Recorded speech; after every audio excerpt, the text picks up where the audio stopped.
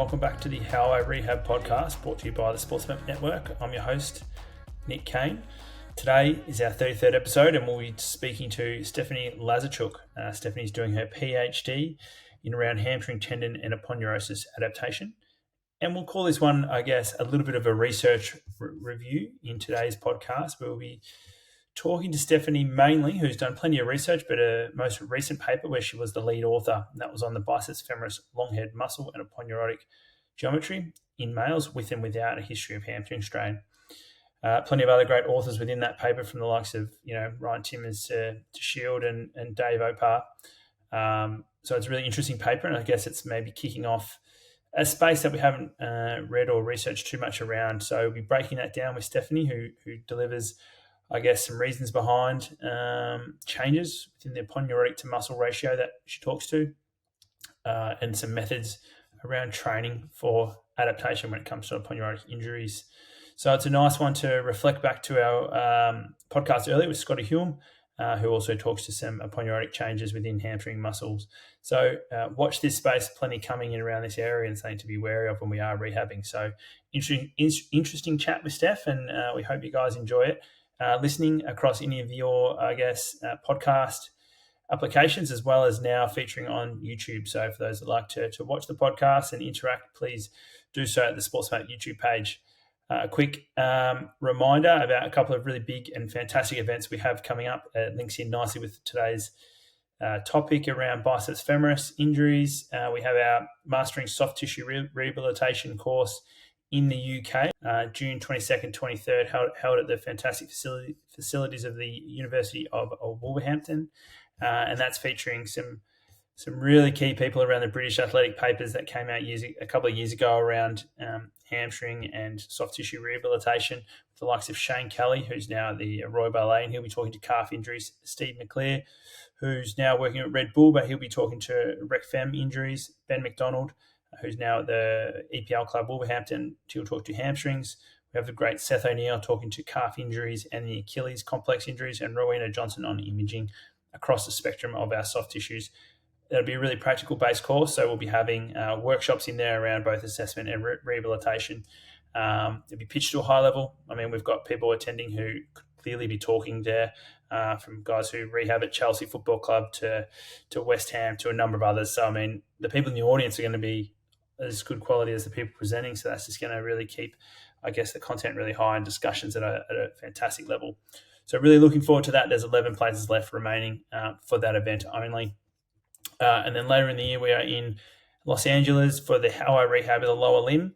And that's in association with the LA Clippers, in the sense where we'll be running that event at their brand new stadium, the Intuit Dome, which is the new $2 billion stadium. It's only going to be finished in the next couple of months. So very excited to be in there, but that keeps places really limited because the first event being in there, we're going to keep it really niche. I think there's only 12 or 15 spots left.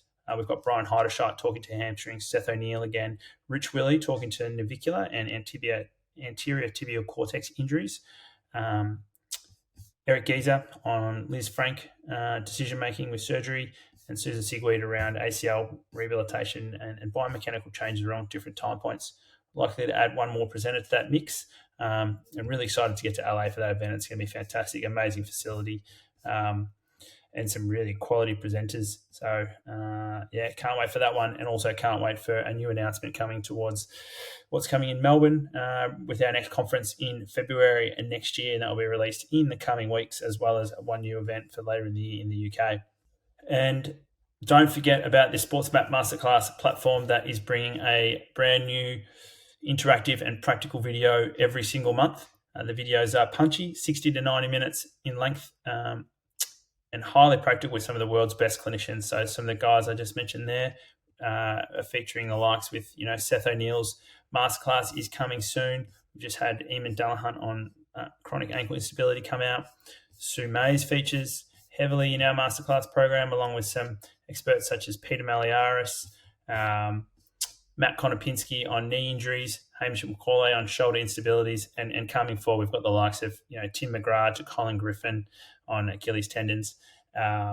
Shane Kelly is also featuring. So we have a range of highest quality sports practitioners delivering really thorough and comprehensive education around certain pathologies. So it can't be missed. Get on there, have a look, 3-day trial, and we look forward to continuing to bring some fantastic content to those who are really keen to keep excelling your learnings and getting better in that space, which is ultimately what our main aim and goal is, to keep driving the profession forward in how we're managing our athletes. Okay, so back into today's podcast. Really thankful to have Stephanie on and hear her insights into a bit of this research review. And yeah, hope you guys enjoy it.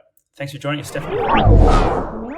Now, we are going to talk through a bit of a research paper around hamstrings and the aponeurosis aspect that you've put out, and we'll talk to that very shortly. But before we jump in and talk around hamstrings and some research, can you fill us in a little bit around your background within the profession and what you're doing now, and also obviously touch on that PhD that you're doing now?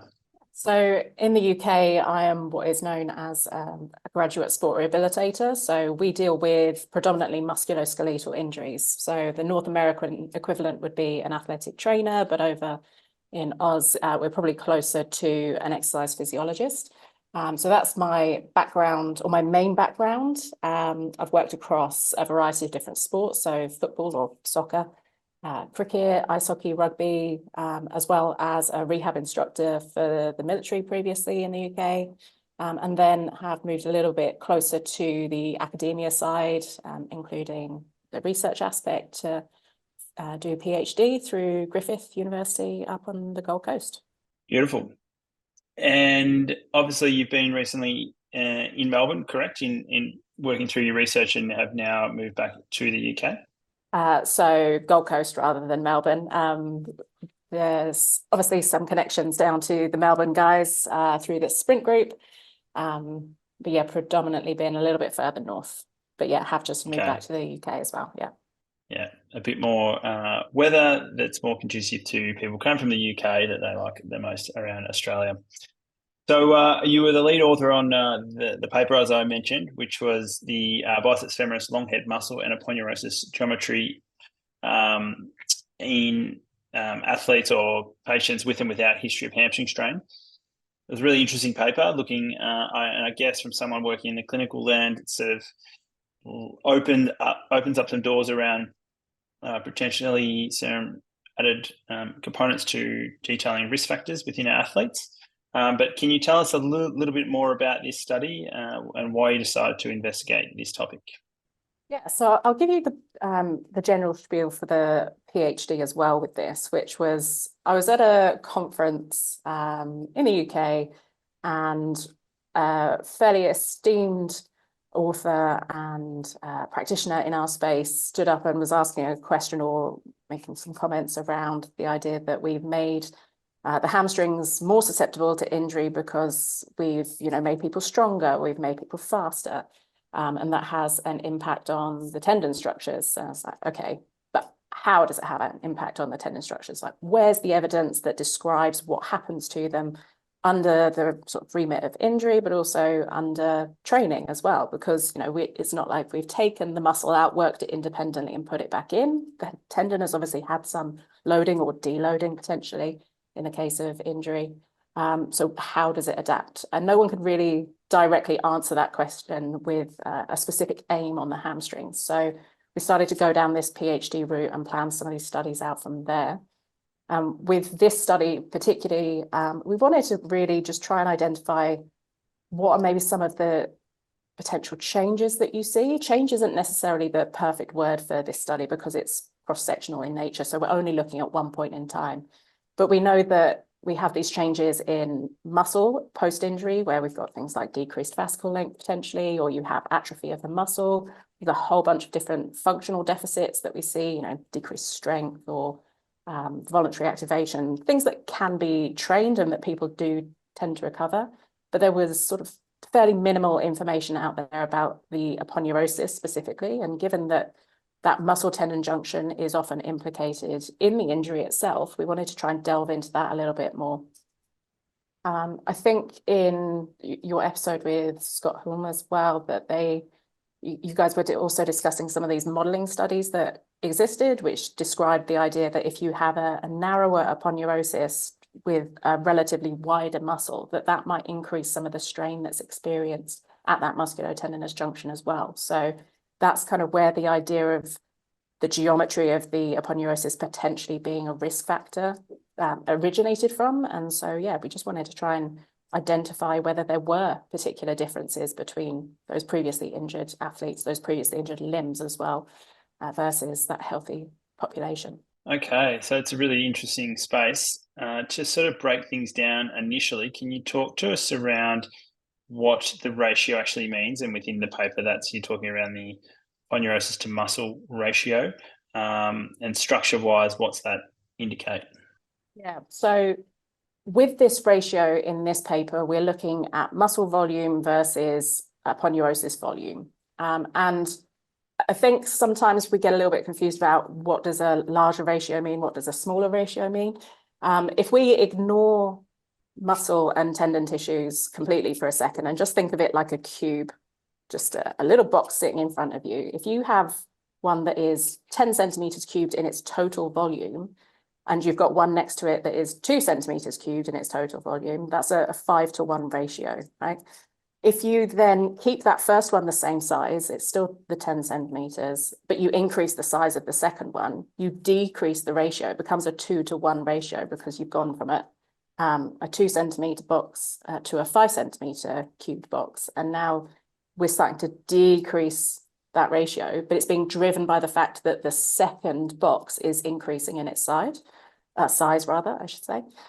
So in the context of this paper, that first box is our muscle and our aponeurosis is then that second box. So if where we've got this increase in size of the aponeurosis, but no increase in size of the tendon, that's actually driving a decrease in the ratio. So it's not necessarily that we are, well, what I should say is we don't know what is the optimal ratio between these structures. So trying to describe whether we should be increasing it or whether we should be decreasing it is probably contentious in some ways, because we don't know from a geometric perspective what is perfectly ideal. And if anyone does look at that paper, then what you'll see in a lot of the figures is that there's a lot of variation as well, limb to limb. So it might be that what's optimal for one person is not necessarily optimal for another. Okay, and you did say to me before we started that there will be plenty of comments around, we don't know yet. And clearly in this podcast, in the past, we sort of worked through cases a little bit more around research paper and working theoretically through some things. So we'll obviously get to the level of maybe where this might take us further with further research and how this can move forward. But before we sort of work towards that area, I think in breaking down some of those ratios, what did the study tell us, or what were some of the outcomes of that? Yeah, so with our outcome measures in general, we wanted to look at the size of the structures, both the size of the muscle and the aponeurosis.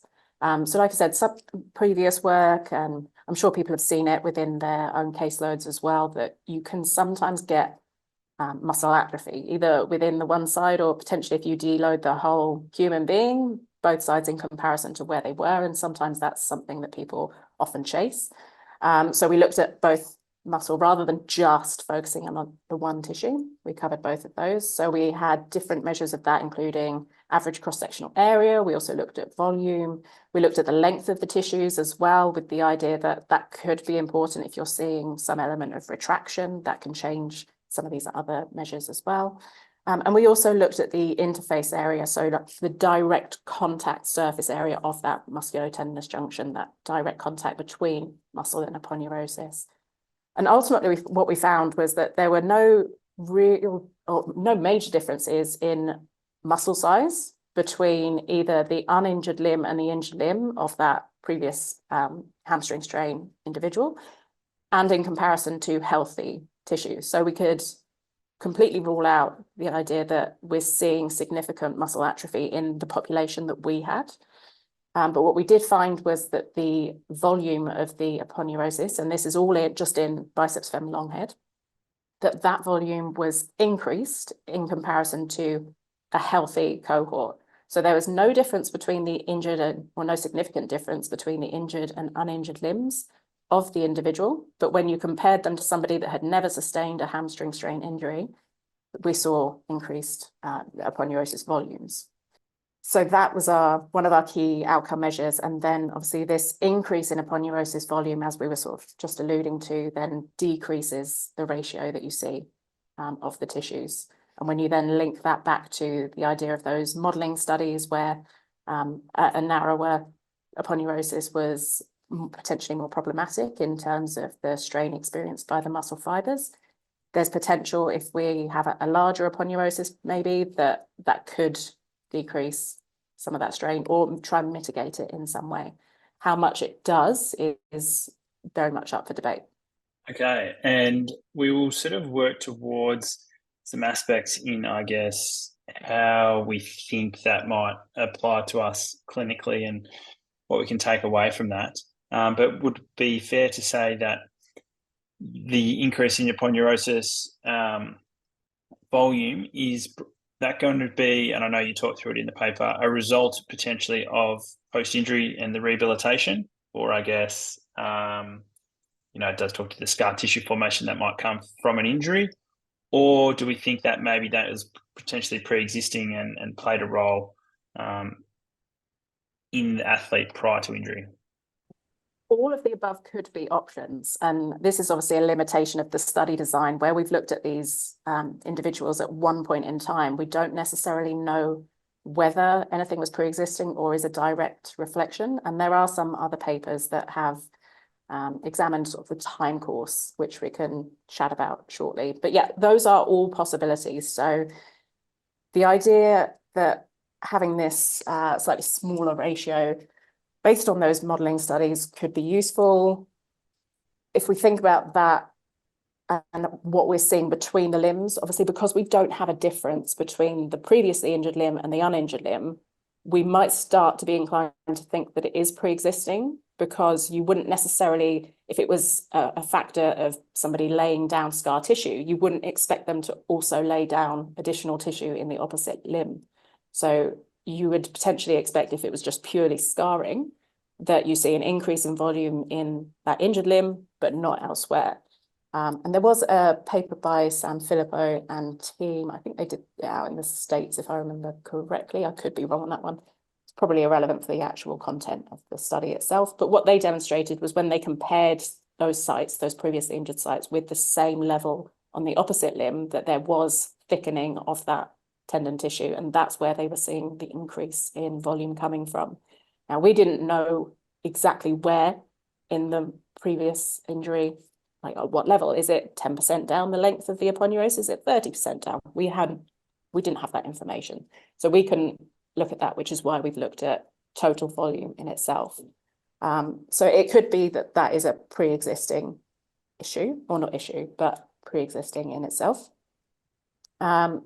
Because we don't have any evidence of the muscle atrophy, we could be assuming that the rehab does have some effect on these structures, right? We obviously, with the length of time between people getting injured, returning to play, and then potentially continuing to load after injury, you could have an increase in muscle mass, which is basically normalized, and maybe that's why we didn't see any atrophy.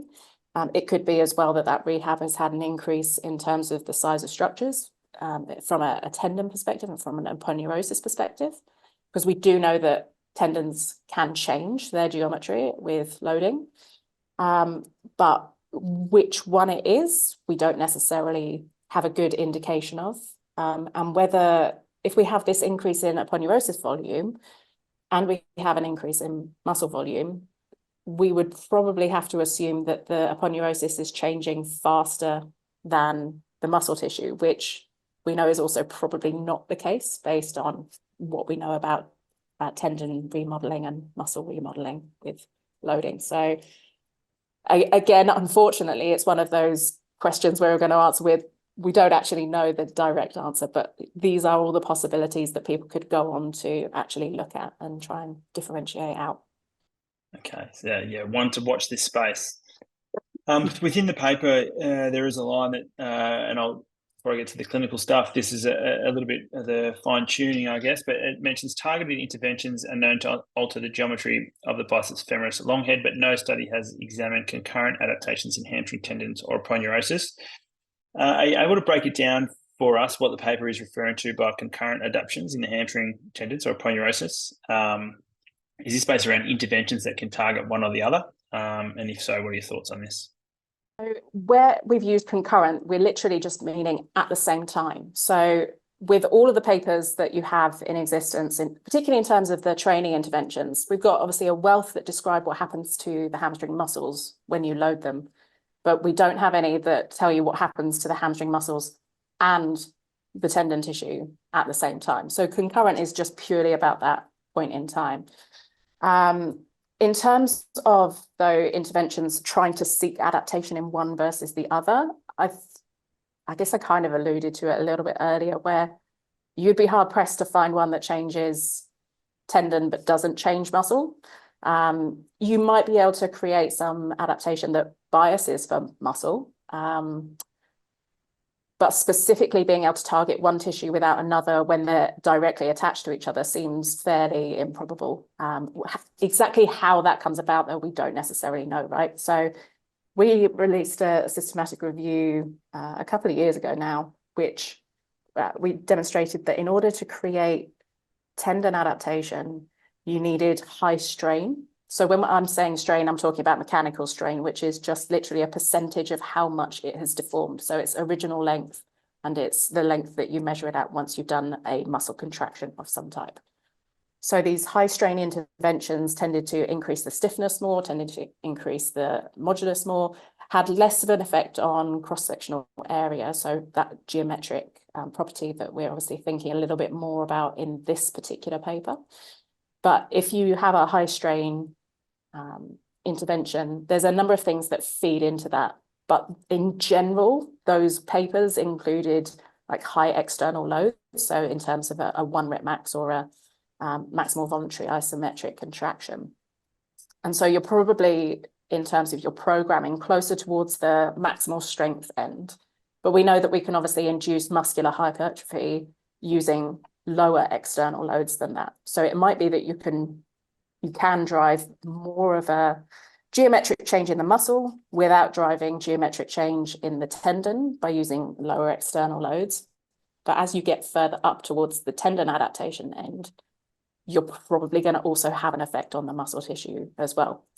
Ultimately, you might also have some smaller effects on the tendon material mechanical properties, but I don't think anyone's specifically documented what that would be across the full range of those different intensities effectively. Okay.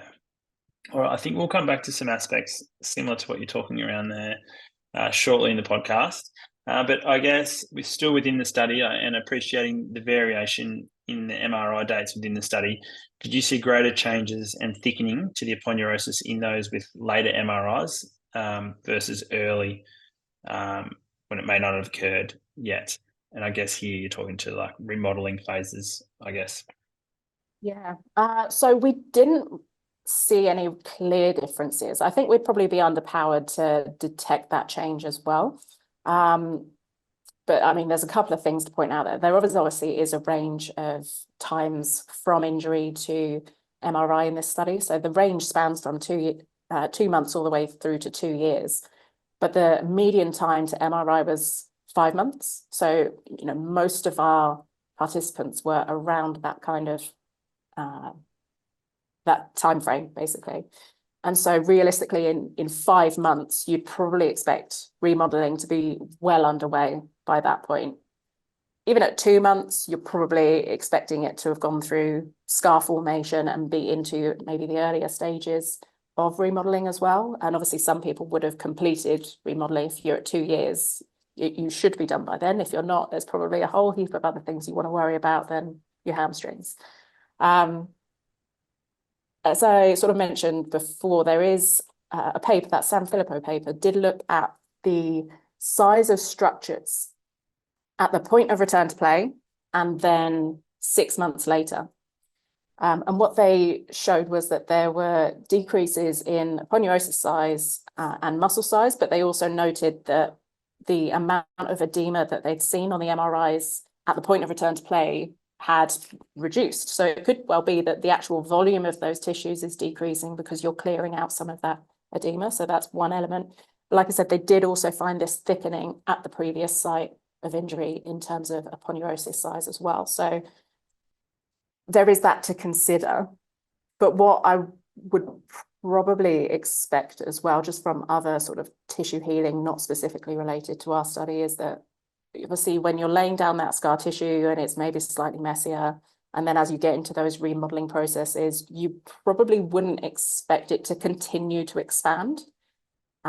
So that scar is, once it's formed, isn't necessarily going to keep on increasing in size. So how much that plays into things, again, is another one of the we don't knows. But yeah, that would be my general outlook there.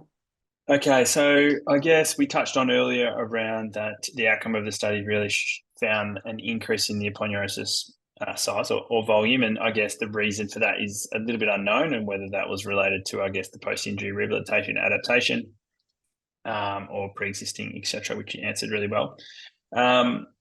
I guess, was there a greater change to the aponeurosis in those who sustained a more significant hamstring injury? And I'm aware you may not have looked at the degree of injuries in these, but it'd be interesting to note, and what would be your thoughts around that? That we actually did look at. We wanted to see if there was a correlation between any of our outcome measures and the severity. And the short answer is no, there wasn't, which I think partly is going to be due to individual variation. But it was very, very weakly associated with any of the outcome measures that were included in our results. It is a really interesting question, though, because when you obviously lay it out as a practitioner, you know that structure doesn't always equal function. Like, you can have somebody that's got the worst MRI you've ever seen, and they can be the most functional person in the world, right? And we see it all throughout the body. So we know that that doesn't necessarily correlate. And I think that is potentially what we're seeing here a little bit of as well. But it might also be something to consider in terms of how we classify the hamstring strains. So obviously people have different muscle grading systems.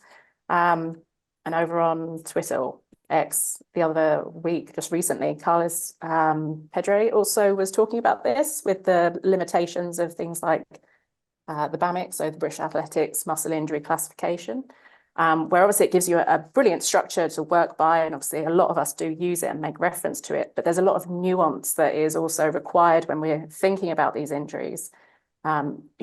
Just telling us that it's intratendinous doesn't necessarily give you the full picture. Is there a longitudinal split in the tendon? That's going to change how it functions in comparison to if you have more of a transverse type injury. And the same within the muscle and directly at that muscle tendon junction as well. So I would be reluctant to say that all of the outcome measures that we've got here are the only outcome measures of interest. There's obviously a lot of other factors that we would have to feed in when we're considering severity, but also location and things like that as well.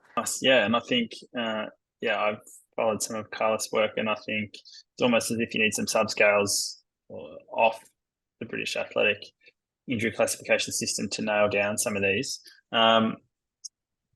Now I'm going to throw one left of field for you, but you mentioned around how some of that loading stuff might be different between things like a transverse and a split through the tendon.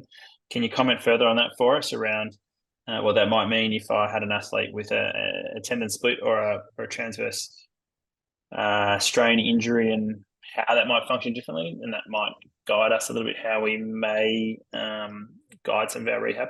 From an aponeurosis standpoint, obviously this is where, again, we're thinking about the mechanical strain, right? So again, that deformation.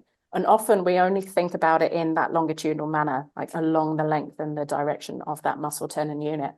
But we know that the aponeurosis also deforms transversely as well, so horizontally, basically.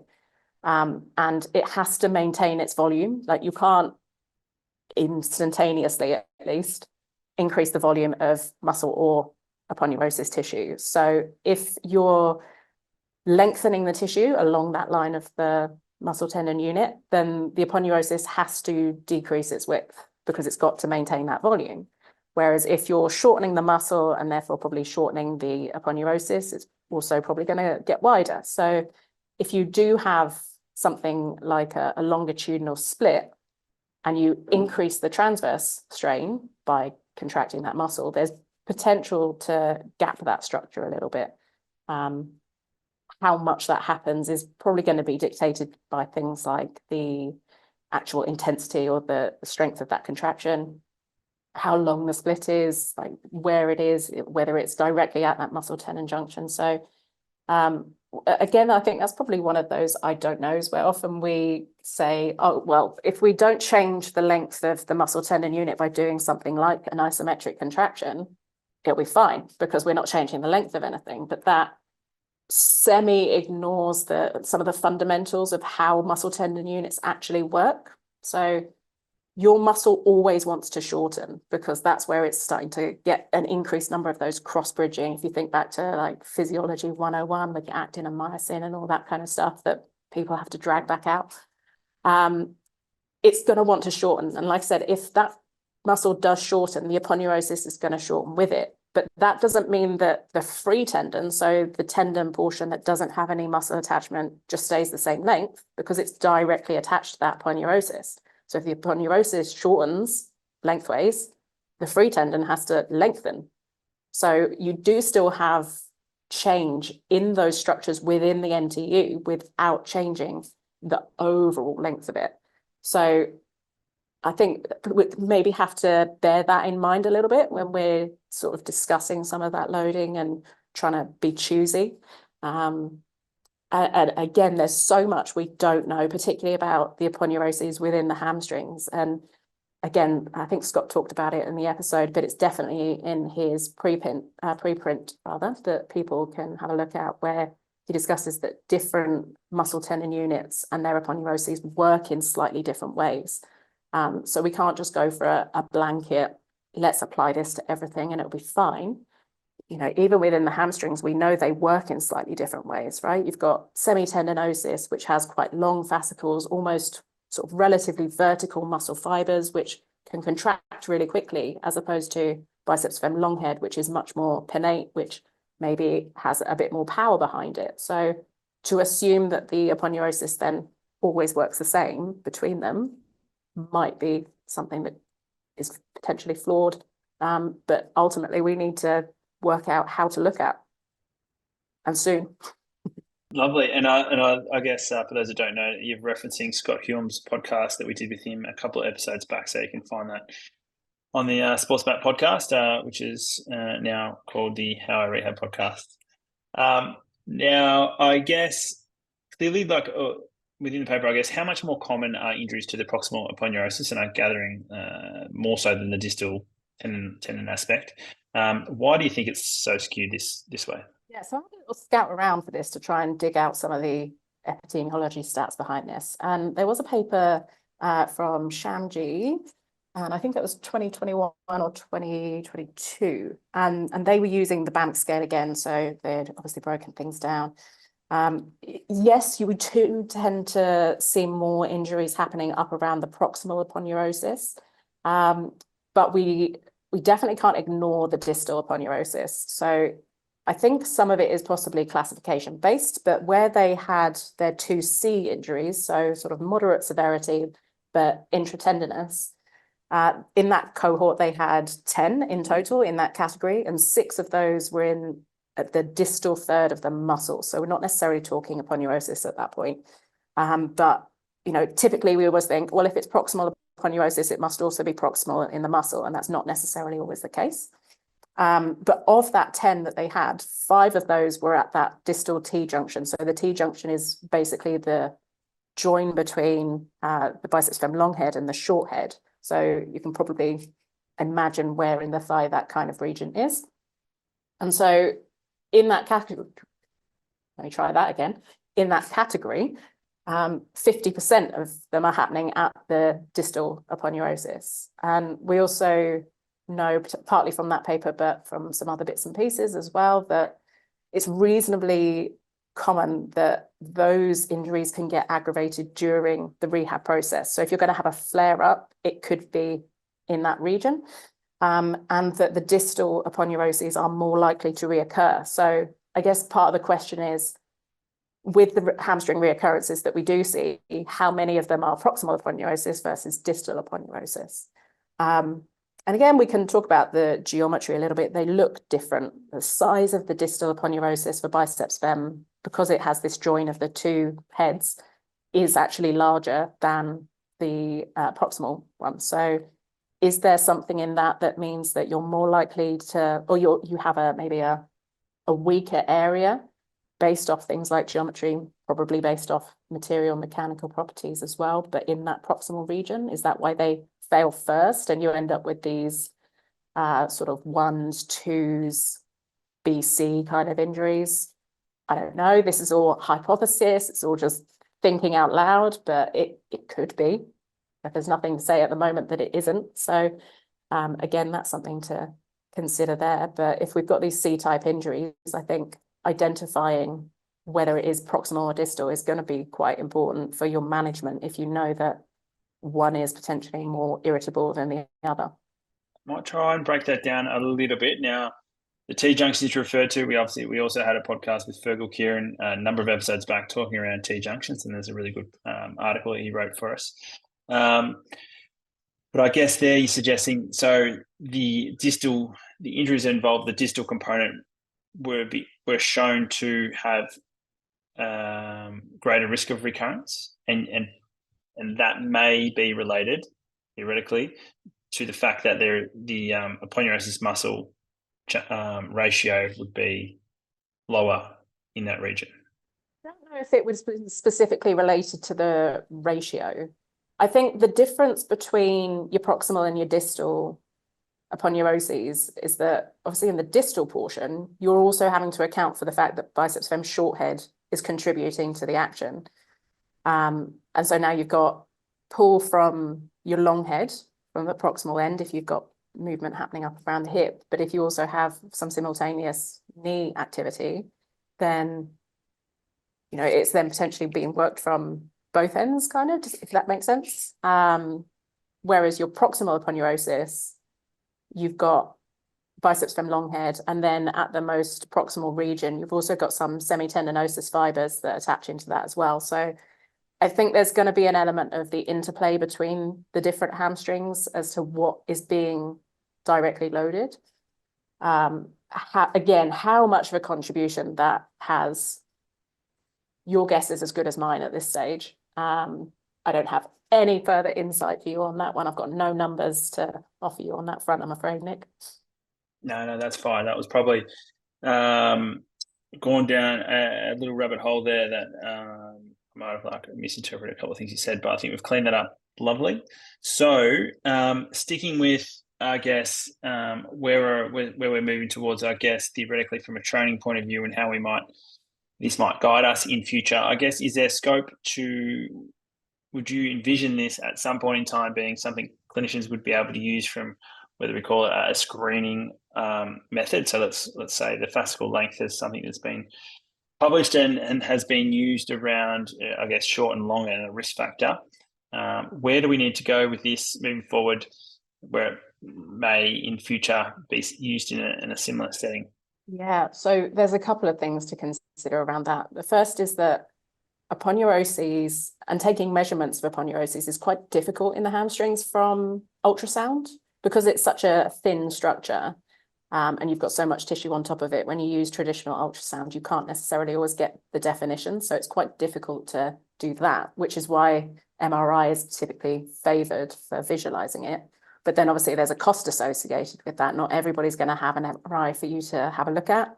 And then beyond that, there's the need to process that MRI as well. So I can tell you for a fact that segmenting manually takes a long time, which is not something that we typically have in a clinical environment. You need answers relatively quickly. So there are avenues to get automatic segmentation done off the back of MRIs. And we've talked before about a company called Springbok, which does have that feature available to you, but it also, that additionally costs more money. So there are various leagues around the world that do have partnerships with them to process things on bulk. But as an individual clinician in a private clinic, that's maybe not currently an avenue that you're going to be able to go down, unless you've got a billionaire benefactor, in which case let us know who that is.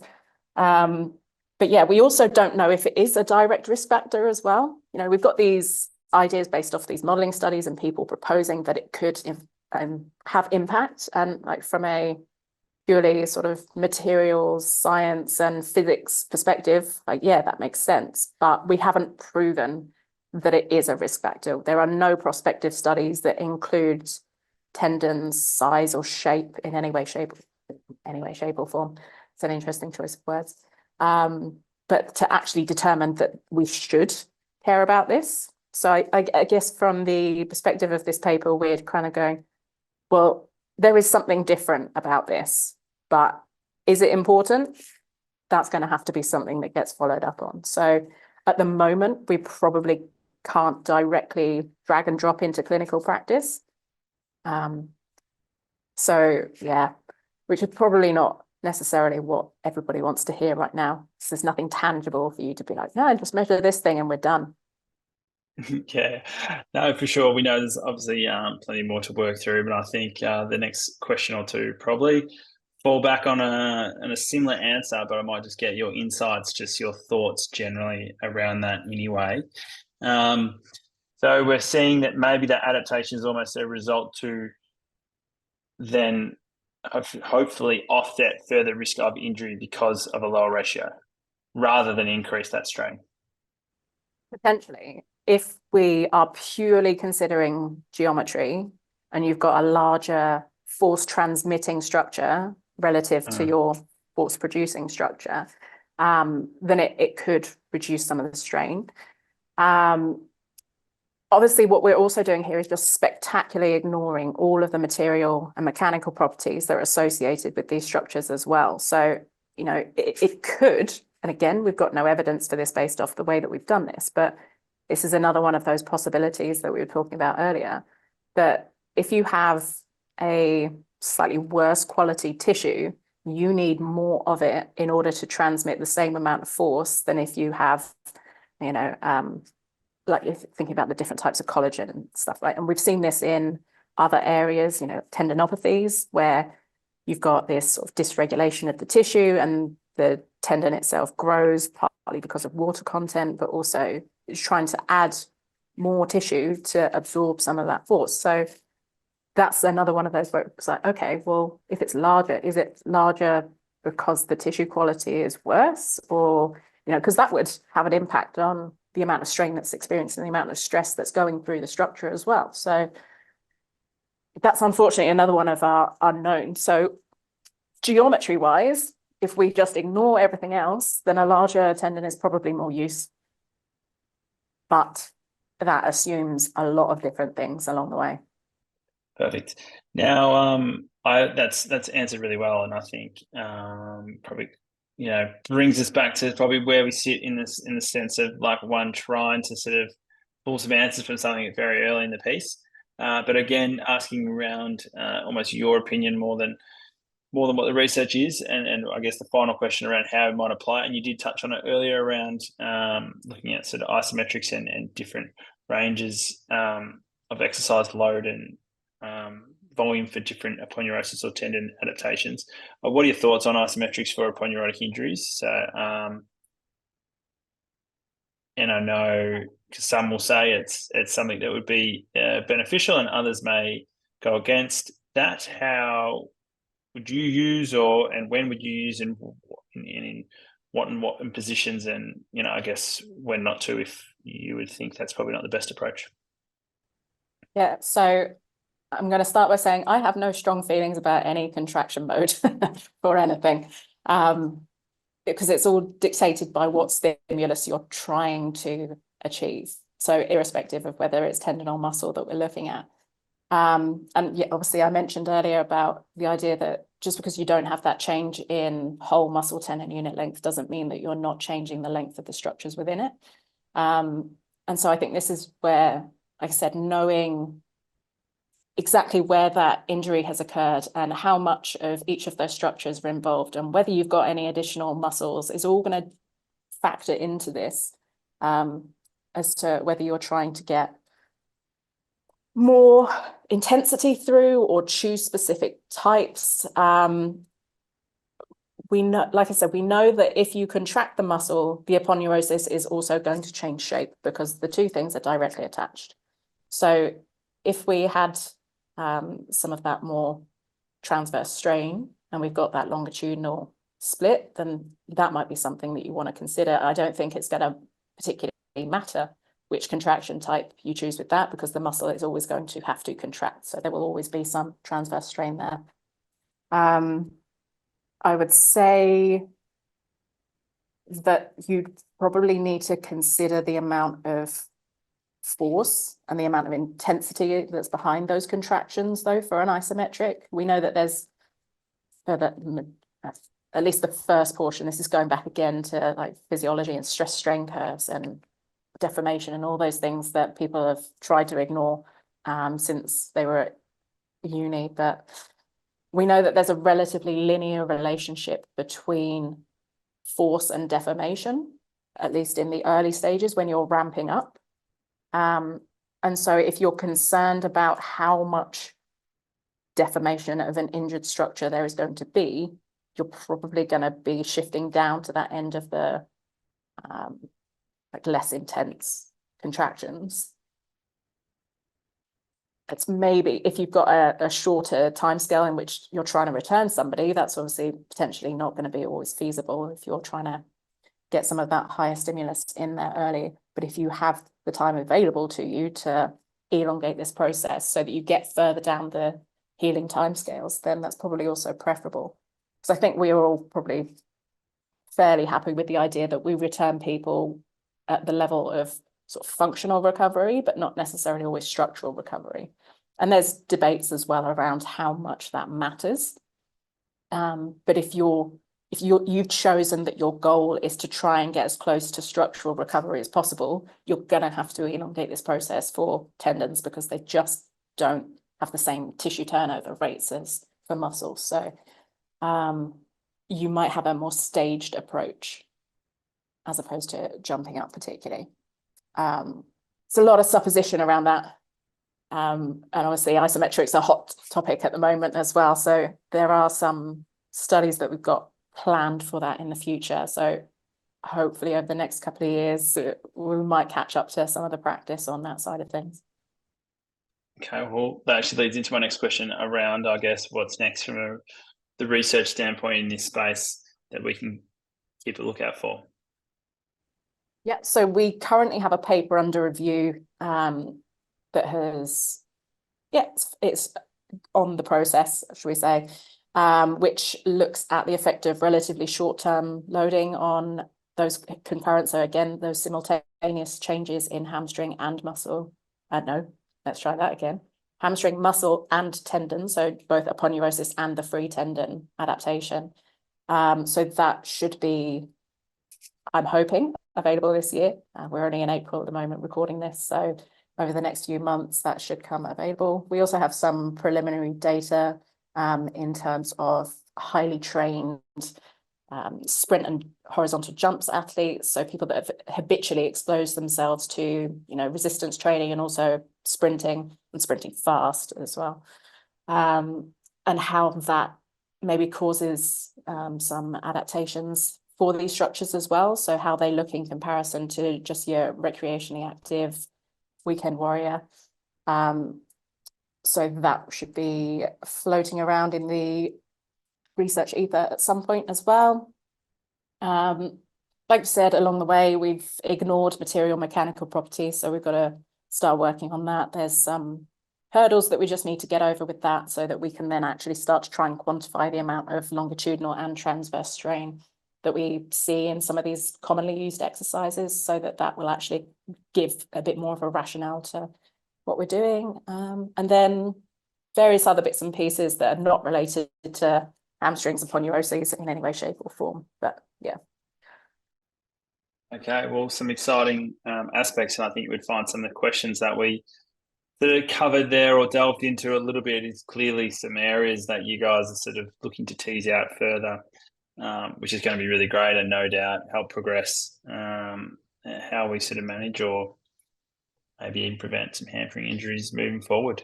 Because obviously that is the panacea for everyone in sports medicine, really. Now, was there anything that I've sort of failed to ask around that you wanted to touch on that we thought we should touch on before we wrap things up?